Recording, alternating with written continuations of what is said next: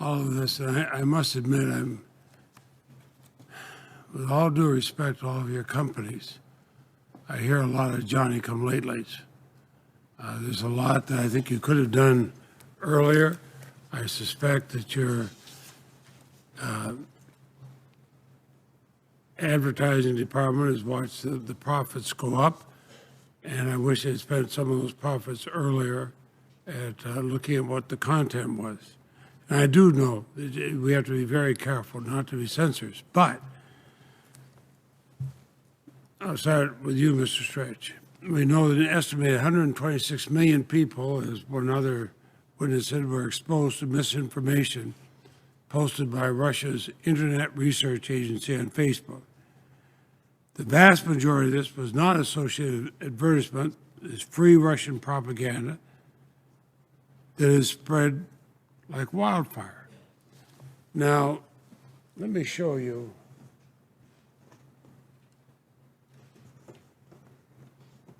These strongly resemble pages you've already linked to Russia. At minimum, these pages are inflammatory. When I mentioned Johnny-come-lately, these were on today. And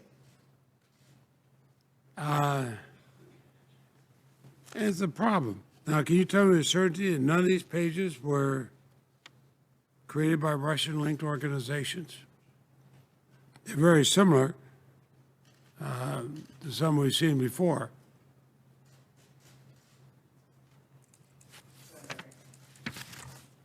Senator, I can tell you with absolute certainty that none of them are linked to the accounts that we identified as coordinated inauthentic activity, because we've removed all of those accounts from our site. These are pretty similar to some of them.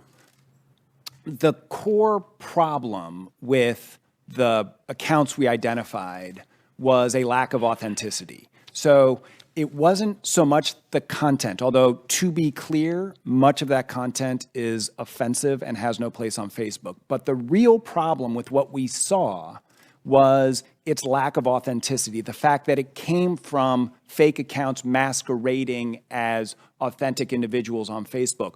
We would have to look at that content to understand if it suffered from the same, or the accounts associated with that content to understand if it was the same sort of activity. Another thing, we have, in Virginia, we have a governor's race, one candidate's running on a pledge to protect Confederate statues.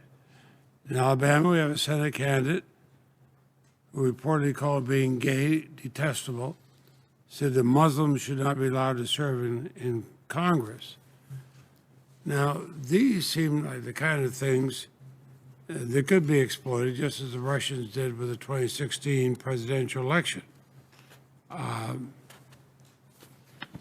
Is there any indication the Russians are doing that now on these two races? Senator, we have not seen evidence of that in connection with those two races. I will say that Are you looking for it? Absolutely. We are focused on addressing this behavior going forward, not just in connection with those two races, but throughout the country and indeed around the world. Each time there's an election, we face a challenge and a responsibility to ensure that the platform is not used for abuse, and we're investing heavily to make sure we meet that challenge. Let me ask about that. Facebook's fastest growing markets are in the developing world. Now there, consequences of spreading fake or divisive information can be dire. It's not just an election, it's people's lives. For example, Facebook is being used today as a breeding ground for hate speech against Rohingya refugees in Myanmar.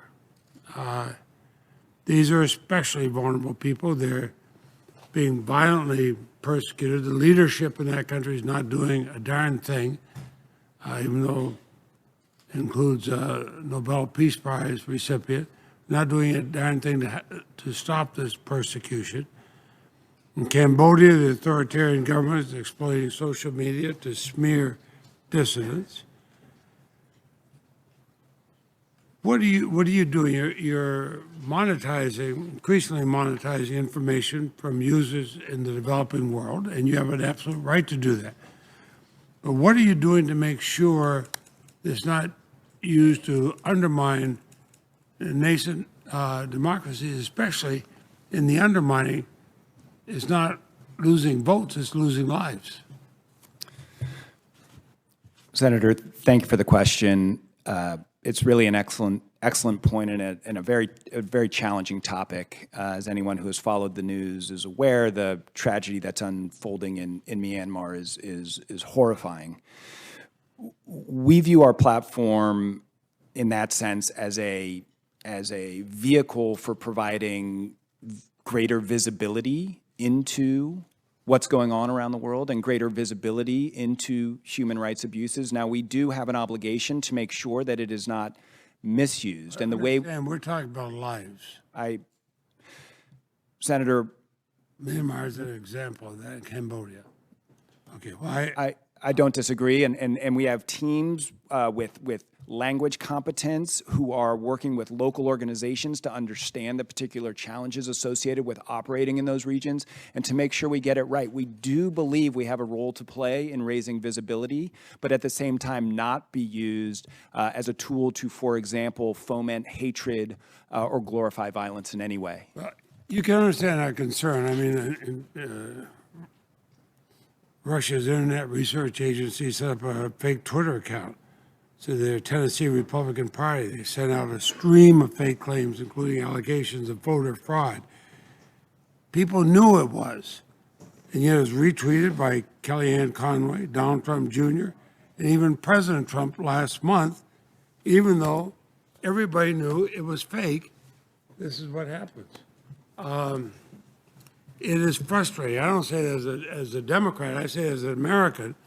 I say as one who's visited countries around the world trying to protect the right to vote, and then we see Russians coming here.